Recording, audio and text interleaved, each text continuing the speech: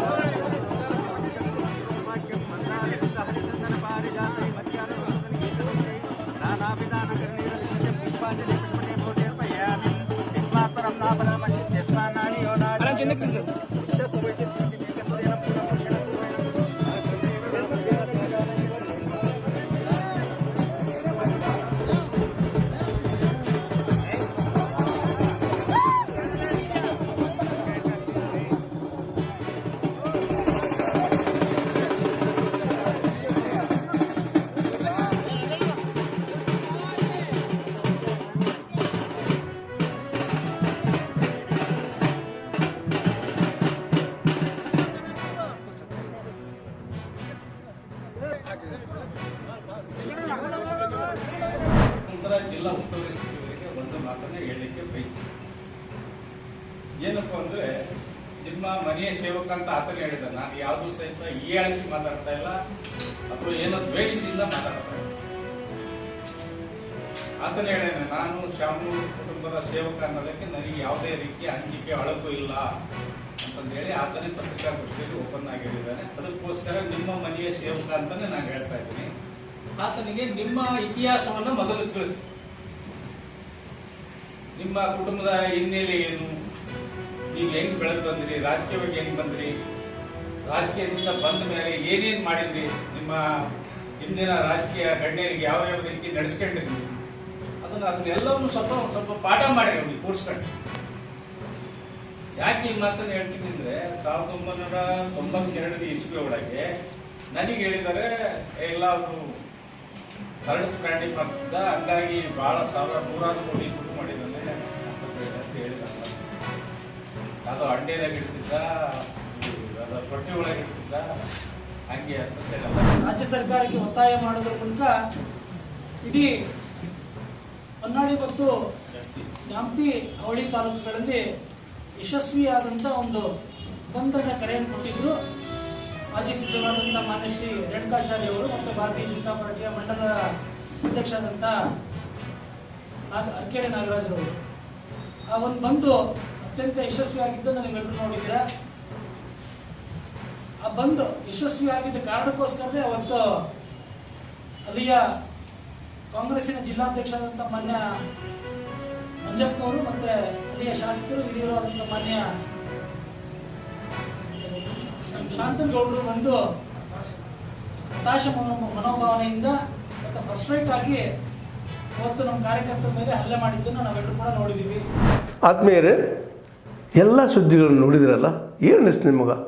ಇದರಲ್ಲೇ ನಿಮ್ಗೆ ಲೈಕ್ ಆಗಿರ್ಬೋದು, ಡಿಸ್ಲೈಕು ಆಗಿರ್ಬೋದು, ಕಾಮೆಂಟ್ ಬೇಡಪ್ಪ ಅಂತೂ ಅನಿಸಿರ್ಬೋದು, ಕಾಮೆಂಟ್ ಮಾಡಬೇಕಪ್ಪ ಅನಿಸ್ಬೋದು, ಶೇರ್ ಮಾಡಬಾರ್ದಪ್ಪ ಅನಿಸಿರ್ಬೋದು, ಅದು ಮಾಡಬೇಕು ಅನಿಸಿರ್ಬೋದು. ಏನಾದರೂ ಆಗಲಿ ಶೇರ್ ಮಾಡ್ತಾಯಿರಿ, ಈ ನ್ಯೂಸ್ಗಳನ್ನ ಹಂಚ್ತಾ ಇರಿ, ಜೊತೆಗೆ ಇದಕ್ಕೆ ಸಬ್ಸ್ಕ್ರೈಬ್ ಆಗ್ತಾಯಿರಿ ಅಂತ ಹೇಳ್ತಾ, H16 ನ್ಯೂಸ್ ಅರ್ಥಾತ್ ಹೇ ಸೀತಾರಾಮ್, ಇದು ಸತ್ಯದ ಕೈಗೆ ನಡಿ. ವಂದನೆಗಳು.